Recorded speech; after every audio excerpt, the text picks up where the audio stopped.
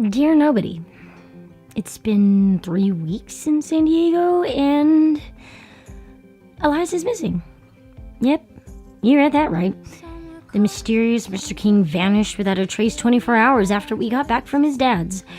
Normally, I'd be worried to the point of calling the police, but worrying is a luxury of the non-guilty. Truth is, the whole Elias being MIA situation is basically my fault. And I know what you're thinking. What did you do now, Alex? What stupid, snarky, or possibly Kai-related comment could have led you to not seeing Elias for almost a month? Well, I have a confession to make, Nobody.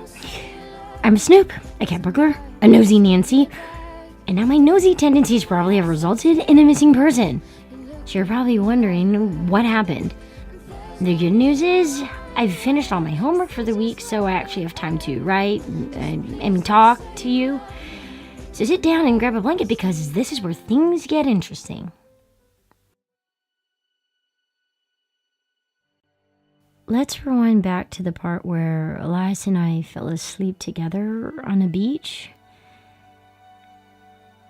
And when I say fell asleep, I mean we were wrapped up in each other to the point where things got complicated. Not like sexy time complicated, but emotional history kind of complicated. I don't know if you're in the business of falling asleep next to someone you still can't figure out how to feel about. But it's hard. No, I don't mean that in the way Elias would, because you can imagine what he would have done with that sentence. I mean that once we reconnected, once he let his guard down and I did mine, it was hard to entangle ourselves from each other. It was hard to breathe, to stop touching, to stop kissing. So we didn't. Not until our lips got numb and exhausted from all the ways we'd been missing each other. And as much as I've been trying to force myself to believe that I haven't missed him, I have. I've missed everything we used to be before things went bad. And I miss parts of who we are together now. Is that crazy? Quite possibly, because the reality is, it was only a weekend. I shouldn't be obsessing over 48 hours, but I am. And I don't know what happened to logical, rational Jersey, but somewhere between LA and San Diego, she got run over by a truck. Normally, I'd be able to step back from all this and realize that pretending to date Elias obviously isn't the same thing as actually dating him. But just like it was a little over a year ago, I couldn't tell the difference. And it scares me because I've seen how quickly he can change, how present he could be at one moment, then be completely distant the next. And despite knowing everything that makes Elias, I've spent the last 3 weeks missing the person he became the second we got into Indigo's car. Elias seems so much older now, heavier, like he's carrying around as many secrets as I am and trying to convince the world that they aren't weighing him down. Maybe that's where we connect, where we've always connected.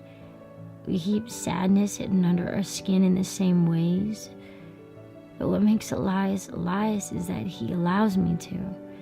He doesn't force me to talk about everything that's wrong with me, and it's because of that quiet respect that I can actually feel normal. He's the only person who lets me be me. Secrets, reservations, and all. And one day, if I learn how to outrun my demons, I'll be fully honest with him. But right now, I'm just trying to be honest with how I feel about him. At the start of the year, I wanted nothing to do with him because all my instincts told me to run. They told me not to trust, to keep my distance, to pretend to love someone I didn't, just to stay away from the person I did. And it worked for a while. Bitterness always does. But then San Diego happened, and only after did I realize how stupid I was. for not seeing he'd changed, for refusing to change myself. He's grown up so much. I felt it in the way he handled me. He's more patient with me, mentally, physically. His lips weren't hurried and hungry as I remembered them being last summer. He didn't kiss me like he wanted to take things to a point where we lose control. He kissed me slowly, softly, intensely, like he'd laced his lips with every word he wrote in that book. Moments like that bring out the poetry in people. And I felt it in him, in the way his hands were so careful with me, never desperate, never demanding, but deliberately patient, gentle. You know how there are those times in life when you're completely blindsided by something you don't expect to be? Well, this was one of those times. I thought that going back to San Diego would be an escape, that we'd spend 2 days together, get last summer out of our systems, and move on with our lives.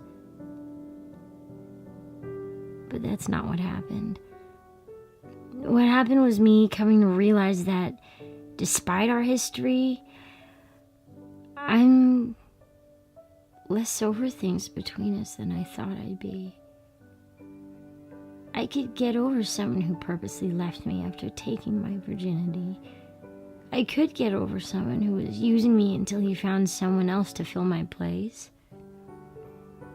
But that's not what Elias did. And all the letters I've read so far are proof of that. I guess it's just strange after a year thinking the feelings I had for him weren't one-sided. He was suffering from the silence and distance as much as I was. And now, after 3 weeks of silence, 3 weeks of sitting in his class staring at his empty chair while his words fill the room, 3 weeks of not thinking about anyone else but him, I don't know if I want to be over him anymore. Maybe I never wanted to be in the first place. I just thought I had to be. The thing is, nobody's ever prepared to lose anyone. We're not built to lose. We're built to love and keep loving. But then life happens. Life sets a big fat bear trap right in the middle of your happiness, but 9 out of 10 times, you're too busy frolicking around the fields to see it. You're too lost in a moment to ever think that you'll lose anything at all. And then you do. You give all of yourself to someone one day, they're gone the next, and suddenly you have to force yourself to stop feeling. You turn every good moment backwards and tell yourself that the memories are a waste of time. You fill the hole in your chest with pins and needles, paint the world black, and go to sleep thinking that love wasn't ever a solution, but a problem. A mistake. Just like he was. Just like you still are. You become a walking, talking portrait of regret. So you promise yourself that you won't fall for anyone again. You pick relationships you can control. You pretend to love people who make you feel nothing. You make love to your ghosts. Until they come back, still willing to take you back despite your tantrums, your chaos, despite your own self-destruction. They love you out loud until you're whole. And I think that's what Elias is doing.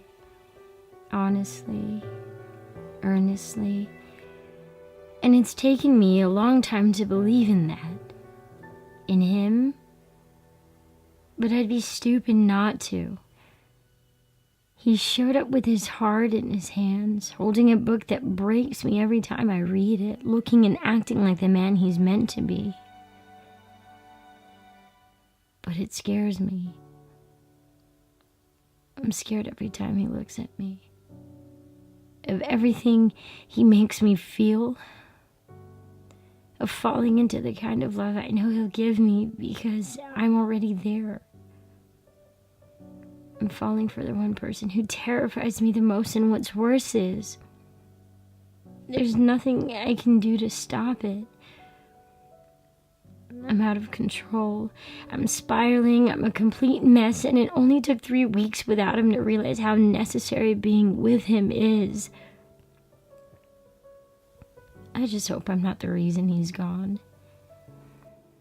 3 weeks ago, I woke up alone in Indigo's car, bundled up in a sweatshirt that smelled like him, even though there was no trace of him to be found. It was close. Too close to before. So I panicked. I blinked the sleep out of my eyes, put on my beat-up shoes, and ran down to a beach, hoping to God that San Diego wouldn't turn into another Belmar.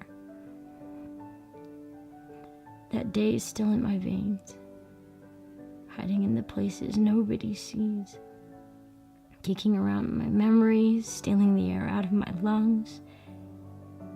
But before it could suffocate me, I ran down a new and unfamiliar beach until the crisp Southern California air filled me up with something that felt like hope, like distance, like difference. And the difference between that horrible afternoon in New Jersey and that beautiful morning in San Diego was him. I was hardly 10 steps away from the car when I found Elias, lying in the sand, still sleeping with an open notebook in his hand. And for a couple minutes, I stood there in complete silence, just taking him in. I held my breath, listening to the ocean crest and break on the shore in time with his steady breathing. And I got lost in him. In the defined angles of his sand-dusted jaw, the faded flush in his cheeks, and the long curve of his eyelashes. I lingered on the troubled furrow of his brow, his parted lips, his helplessness, his vulnerability, honesty. After a year of silence and separation, in the space between seconds, I got lost in my ghost because my ghost found me. But I guess a ghost's not a ghost if you can reach out and touch him. If you can spend the night kissing him, holding him, reminding yourself that your past was real as your present. And in that present moment, standing next to him wrapped up in feelings about as confusing and terrifying as the price tag of my dress, I made a mistake. I let my curious eyes roam across the length of his suit jacket, down his arm, and land on his open hand, on the notebook in his open hand. And I sat down as quietly as I could and did the one thing I shouldn't have. I read his words, his private thoughts about me, about us, about everything. Even though he should have been writing about his father, the police, or other people and things that are more important than me, he didn't. He wrote to me and for me. And everything I saw in that notebook turned my thoughts, my assumptions, and my year-old anger inside out. It left me not knowing how to feel and feeling everything at the same time, and maybe if I'd been more careful, I wouldn't have left him feeling that way too. Side note, nobody, if you ever happen to find yourself sneaking around somebody's journals, don't get caught.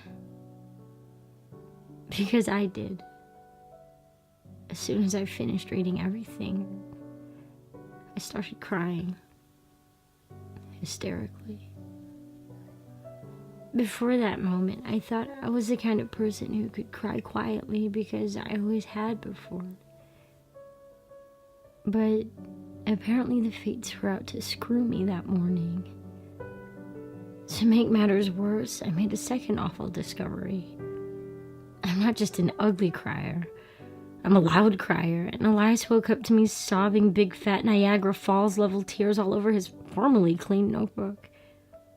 Now, a smart person would have held it together, put the journal down, and snuck back to the car to break down in private. But seeing as I don't have any emotional control around this man, I lost it and startled him awake and then had to awkwardly explain why I was crying. I thought about lying. Elias looked so tired and worried when he first got up that I considered telling him I stepped on a crab or a jellyfish or something. But the likelihood of me being attacked by a wild sea creature while I just so happened to be reading his entry about me was slim to none. So I fessed up. And he turned Christmas stocking red, politely asked me if he could have his journal back. I mean, what kind of person nicely asks a thief for their belongings back? Wiped the tears off my face and walked me back to the car. I said I was sorry probably about 742 times on the drive to Starbucks. And he just smiled at me, waved it off, and asked what size chai I wanted. We shared half a pastry in silence as he pulled onto the I-5 North. Once he finished eating, he wiped away the crumbs on the pant legs of his gajillion-dollar suit, reached over and held my hand. And it was natural and easy and comfortable, even though the whole gesture made 0 sense. It was nice. So nice, in fact, that he shocked me out of talking. I had a million questions and about a million more apologies I felt were 100% necessary to say. But I couldn't say anything, and neither did he. He didn't say much of anything outside of placing our orders at In-N-Out when we stopped for lunch. But he didn't seem angry or annoyed or frustrated with the fact that I was a journal-reading traitor. He was calm, especially for someone whose trust was violated by his ex-girlfriend, his father, and the police over the expanse of a single weekend. Meanwhile, I was trying not to show obvious signs of Elias-induced anxiety for 2 hours straight. This, my friends, was extremely difficult, and by the time we got back to UCLA, I was surprised all my hair hadn't fallen out. We parked on the street next to Canyon Point and called Indigo to let her know her car was back in one piece. And things seemed normal. Silent, but normal. Until he put down the phone and kissed me. God, did he kiss me. He kissed me with everything he didn't say. I kissed him back with everything I couldn't. And then he left. Just got out of the car still wearing his sandy suit and disappeared down Deneuve Drive. That was the last time I saw him. And quite possibly the last day my sanity was actually intact. Since then, I've mildly turned into a crazy person, and yes, I know I'm already crazy, but I check my phone 6,000 times a day just to make sure he hasn't texted. And that's the thing. He hasn't texted, or called, or Snapchatted, or Instagrammed, or social media'd in general, which tends to mean in modern terms that he's either kidnapped or dead. Now, I have entertained the wild idea of possibly reaching out to Tanner to make sure his brother's still alive, but the idea of talking to Tanner seems, how do I put this, terrible? So I haven't. Plus, if something was really wrong, Tanner or my charlatan of a cousin Callie would have told me. Wouldn't they? They're known to keep important secrets. Jerks. Ugh, whatever. I'm sure Elias is fine. Maybe he's avoiding me. Or secretly angry at me. I'd be angry at me. Journal snoopers are the worst kinds of people. And he woke up next to one. Maybe that kiss before he left was some kind of weird, benevolent coping mechanism? Or maybe that was his way of saying goodbye? Maybe he's in trouble with the government. I don't know, but I want to. I've been looking out my peephole and listening to see when he comes home for the past couple of days. But I can't creep past 8:30 p.m. because I have midterms to study for and scholarships to maintain. So it could be that he's been here all along, but I've been too frazzled with schoolwork to notice it. Or he could be a potential law and order case. I'd like to say that I've been trying not to obsess over it too much, but I've been thinking and overthinking and binge reading Elias's novel every day. Because I miss him, I guess. And it's weird because I've accepted that I miss him instead of fighting myself over it. But missing people sucks. There are points where I kind of hope he comes back and I find out he's been sleeping around Los Angeles so I can go back to hating him again. But unfortunately, I don't think that's an option for me anymore. Instead, I worry and read and worry some more and read some more. These are the chronicles of Alex as of right now. And I'm starting to think I need to break the cycle. This means either calling him in the next couple minutes or putting on my big girl pants, walking over to his door and finding out where the hell he is. It's 10:37 p.m. on a Sunday, so chances are, if he's not in a body bag somewhere, he's probably in his dorm. Time to find out. Heads for phone call, tails for house call. For old time's sake, call it Alex.